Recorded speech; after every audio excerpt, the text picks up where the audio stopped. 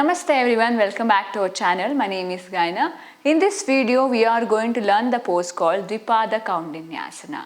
This pose is an intermediate level of arm balancing pose named after the sage of Koundinya.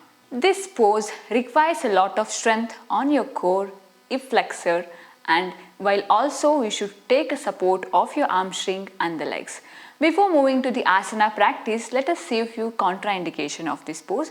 If you have any injuries on your wrist and lower back injuries, you should avoid practicing this asana. Let us see how to perform this pose. First begin with Malasana.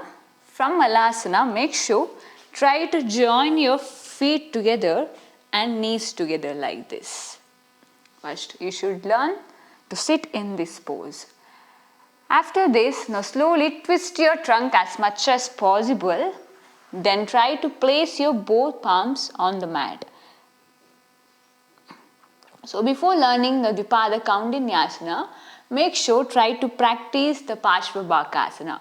If you know how to practice and how to perform the Parsva Bakasana, then this pose is little easier for you to perform the Dwi Pada Koundinyasana.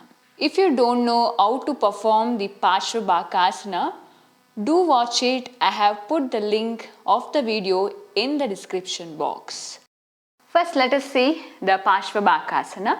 Same way, come to Malasana, join your feet together and knees together. Twist your trunk as much as possible. Place your right elbow next to the knee. Stretch your palms forward.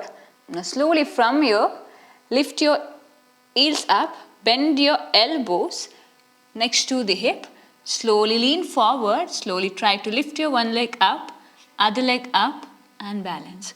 So this is the Parsva Bakasana. First, you should learn how to balance in Parsva Bakasana. Now let us try to stretch our both legs in Dwi Pada Koundinyasana.